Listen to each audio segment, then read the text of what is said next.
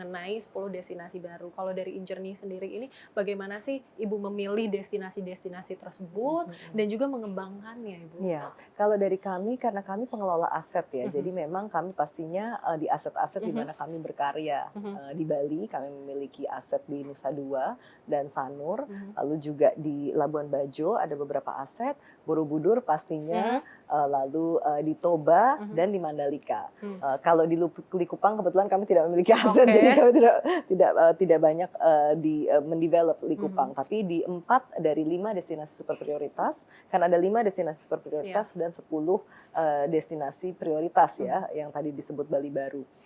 Jadi di 4 dari 5 destinasi super prioritas itu kami memiliki aset dan kami berkarya mendevelop destinasi di situ. Jadi memang destination development ini harus fokus ya, dengan kami memiliki 6 strategic initiative di setiap destinasi. Salah satunya adalah connectivity, pembukaan konektivitas. Seberapapun cantiknya suatu destinasi, kalau kita tidak bisa terbang atau datang ke suatu destinasi tersebut, itu tidak mungkin bisa dinikmati oleh wisatawan asing maupun Nusantara. Lalu kedua adalah accommodation infrastructure. Jadi memang kita harus banyak membangun akomodasi karena keterbatasan akomodasi di berbagai daerah yang cantik-cantik ini, di Lombok, Mandalika kekurangan akomodasi, di Toba kekurangan akomodasi. Jadi memang kita banyak membawa investor asing untuk datang, maupun investor lokal dari private sector maupun dari kami sendiri, dari anak usaha kami Injourney Hospitality, untuk membangun akomodasi di berbagai destinasi sehingga room keys-nya juga akan cukup untuk meng-cater wisatawan.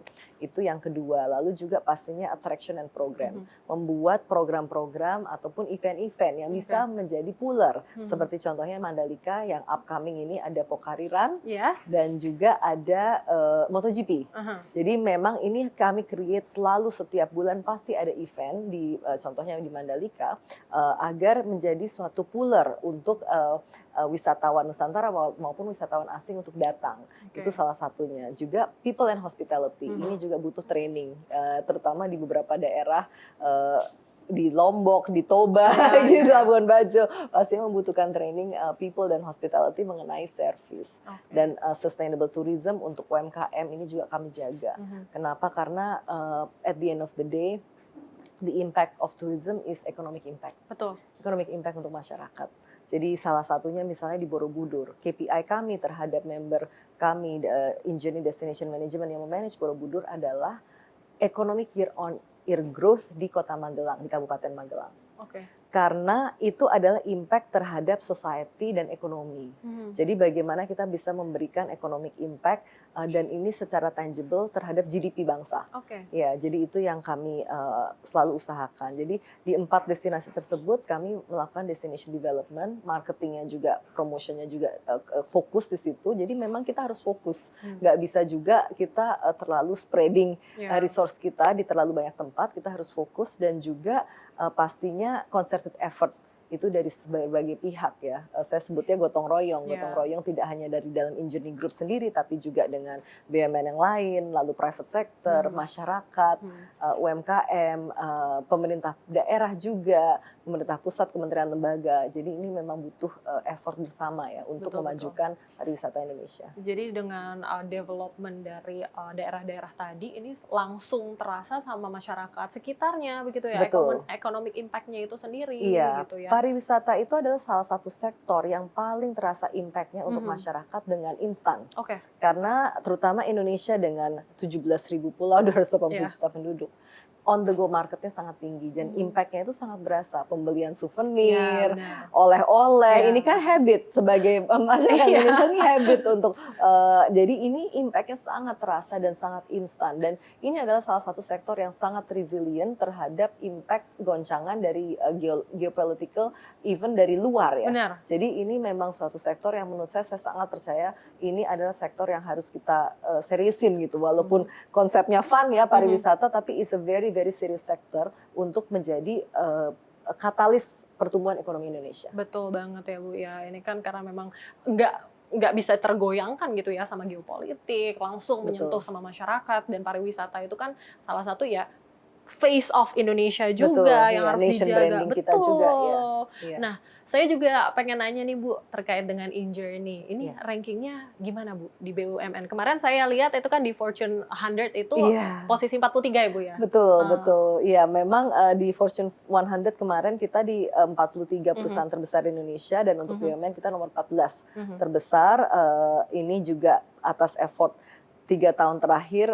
Waktu itu juga Pak Doni Oskaria masih menjadi dirut sebelum menjadi wamen sekaligus CEO Danantara Asset Management dan CEO Danantara. Jadi ini adalah effort yang sudah memang dari awal InJourney berdiri kami kerjakan untuk memperbaiki seluruh kesehatan keuangan dan fundamental business review yang tadi saya sampaikan. Jadi dengan adanya berbagai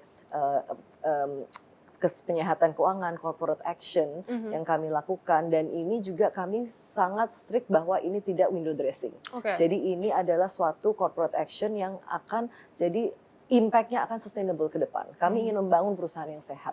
Karena perusahaan corporation yang sehat itu harus dibangun dengan fundamental yang tepat. Jadi itu kami lakukan sehingga ya puji Tuhan, alhamdulillah hasil tahun lalu kita semua biru, dan akhirnya kita di nomor 43 biggest company in Indonesia dan nomor 14 di BUMN. Aduh, selamat Ibu ya. Ini semoga ini kan juga salah satu usaha begitu ya untuk mengharumkan nama Indonesia juga ya Bu ya di kancah global gitu ya salah satunya. Oke, Bu Maya, ini tadi sebelumnya Bu Maya menyinggung sedikit tentang investasi begitu ya Bu ya. Nah, terkait dengan hal ini mungkin saya ingin menanyakan begitu, bagaimana dengan model kemitraan strategis begitu ya, seperti apa yang InJourney tawarkan begitu kepada para investor untuk sama-sama mengakselerasi pembangunan ekosistem pariwisata kita gitu yang di bawah InJourney sendiri. Iya, mungkin saya memberi contoh beberapa ya, seperti contohnya di Mandalika, kita di kawasan kami di Mandalika 1.200 hektar, Nusa Dua kan sudah terestablish, lalu di kawasan ekonomi khusus Sanur. Nah, contohnya mungkin di kawasan ekonomi khusus Sanur sebagai kawasan kesehatan pertama di Indonesia. Nah, ini adalah suatu bisnis model yang menurut saya sangat unik, yang belum pernah dilakukan sebelumnya di Indonesia, di mana ini adalah 40 hektar land, kami ada Bali International Hospital yang di-run oleh IHC, lalu juga berpartner dengan berbagai Center of Excellence dari seluruh dunia, lalu kami juga membawa klinik-klinik terbaik dari seluruh dunia yang kita mengharuskan JV dengan partnership dengan Indonesia, sehingga uangnya pastinya harus memutar balik di Indonesia ya, tidak keluar ya. Jadi ini memang kita mengharuskan ini ada partnership dengan perusahaan lokal, tapi membawa Center of Excellence dari luar negeri. Nah, contohnya adalah satu, kita membawa stem cell dari Jerman. Nah, stem cell dari Jerman dan dari US. Lalu juga untuk estetik, saat ini kan Korea the best ya. Nah, kami juga membawa dari Korea, ini 20 of the best clinics from Korea untuk estetik surgery. Jadi nanti udah nggak perlu ke Korea lagi. Jadi bisa di Sanur untuk kalau mau estetik surgery dari face, body semua ada.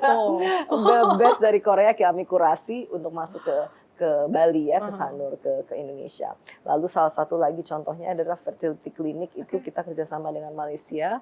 Ini karena juga one of the best ya di Southeast Asia itu di Malaysia. Hair transplant dari Turki. Lalu eye center juga, jadi memang ini banyak sekali center of excellence dari seluruh dunia. Dan on top of that, sebagai fasilitas pendukung, kami memiliki 2 hotel. Satu adalah Heritage Hotel, Bali Beach Hotel. Ini adalah Heritage Hotel waktu itu dibangun oleh Presiden pertama kita, Bung Karno, tahun 1966. Lalu juga kita membangun hotel baru di sebelah Bali Beach. Tadi sempat pernah datang ya. Aku pernah datang ke sana. Bagus Iya, Meru, dan ini menjadi suatu brand Indonesia ya, untuk brand hotel Indonesia yang saya rasa bisa menampilkan Indonesian hospitality. Iya, keren banget sih Bu. Jadi mungkin pemirsa-pemirsa CNBC gitu ya, kalau misalnya mau berobat ataupun tentang estetik itu nggak harus ke luar negeri lagi gitu. Apalagi tiketnya kan pasti udah lebih murah gitu ya kalau misalnya di domestik gitu. Nih saya doakan. Dan kalau ada downtime bisa lah di Bali aja gitu kan. Jadi nggak usah jauh-jauh gitu. Nggak usah cuti lama-lama. Oke, Oke, Bu Maya, ini kan saya doakan selalu ya bahwa rencana-rencana ini kan bisa berjalan dengan mulus Iya. gitu ya. Dan kalau kita ngomongin rencana-rencana tadi gitu Iya. Bu, ini kan juga mungkin terkait dengan teknologi. Teknologi ini kan menjadi salah satu yang digaungkan juga begitu ya Iya. oleh Pak Pandu. Sepertinya dia sangat antusias sekali Iya. melihat teknologi ini gitu ya, Iya. AI apalagi. Nah kalau misalnya dari InJourney sendiri melihat peran teknologi dan juga AI untuk membawa layanan dan pengalaman pariwisata Indonesia mungkin to the next level, bagaimana Iya. dari kacamata Bu Maya sendiri? Iya, teknologi ini pastinya kita gunakan untuk memberikan seamless experience terhadap konsumen ya. Terutama mungkin saya ambil contoh di bandara.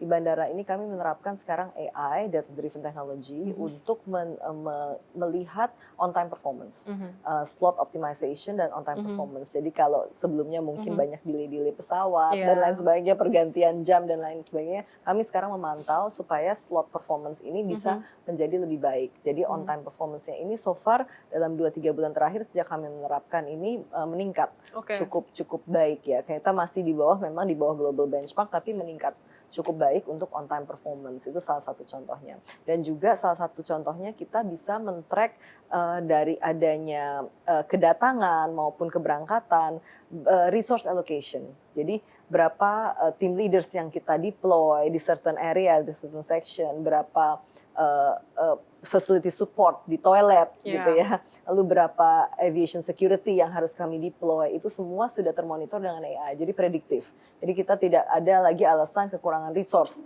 di berbagai tempat, maupun di arrival, di conveyor belt, atau di keberangkatan dan lain sebagainya. Jadi kami mendeploy teknologi. Pastinya juga di as a customer facing, di customer journey itu kita juga menggunakan teknologi seperti check-in ya, di area check-in, baggage drop-off, dan lain sebagainya. Tapi memang kami tidak mau masuk ke ranah teknologi yang for the sake of fancy teknologi ya. Apa yang kami lakukan memang sifatnya adalah fundamental untuk memberikan customer experience yang seamless. Itu mungkin yang saya ingin tekankan juga di InJourney, kami tidak melakukan transformasi ini secara kosmetik atau yang fancy-fancy yang mungkin sebenarnya tidak ada gunanya. Ini gitu, fungsional semua untuk ya? fungsional ya. Jadi seperti misalnya physical transformation. Jadi memang kami banyak dapat masukan dan feedback maupun apresiasi atas perubahan beberapa area di Soekarno-Hatta. Ini masih ongoing terus sampai 2026. Oke, Bu Maya, ini mungkin akan menjadi pertanyaan terakhir saya untuk hari ini gitu ya ke Bu Maya gitu.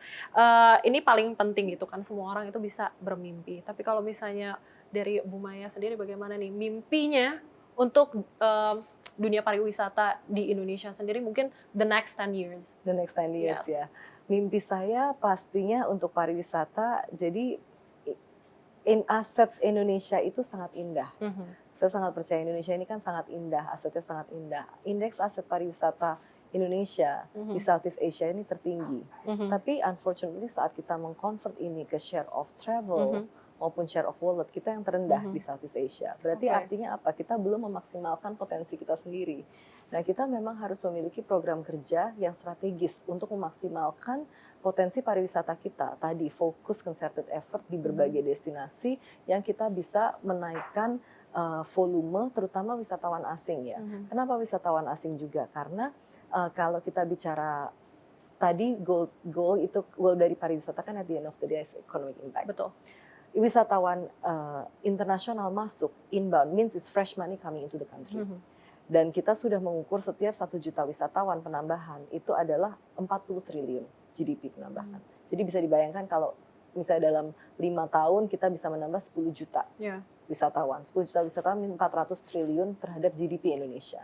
GDP contribution pariwisata dari 4% bisa naik signifikan ke 6-7%.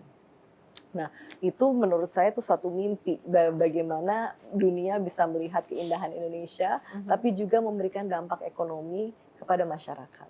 Lalu Wisnus ini juga bagaimana kita meningkatkan supaya ya memang berjalan-jalanlah di Indonesia saja. Jadi supaya jangan ke mana-mana, tapi kalau bisa di Indonesia aja. Dan ini tujuannya adalah pemerataan ekonomi. Dengan adanya kita wisatawan Nusantara ke berbagai daerah, ini adalah pemerataan ekonomi. Jadi fresh money coming dari wisatawan internasional, tapi pemerataan ekonomi yang dilakukan oleh wisatawan Nusantara. Dan ini dua strategi yang harus dilakukan bersamaan. Saya rasa 5 tahun itu bisa, karena kalau kita lihat Thailand, Vietnam bisa dilakukan growth 10 juta dengan accelerated growth ya. Iya, iya. Dalam 5 tahun. Jadi dalam 5 tahun kita bisa dengan 10 juta itu kita ada penambahan incremental 400 triliun GDP kepada negara. Ya. Oke. Jadi harapannya saya bisa dunia bisa melihat keindahan Indonesia pastinya as a destination, as a nation branding juga, tapi juga impact-nya terhadap masyarakat di mana kita berkarya. Dan harus dimulai dari masyarakat Indonesia dulu, jalan-jalan di Indonesia aja tentunya Iya, ya. betul. Ya, ya.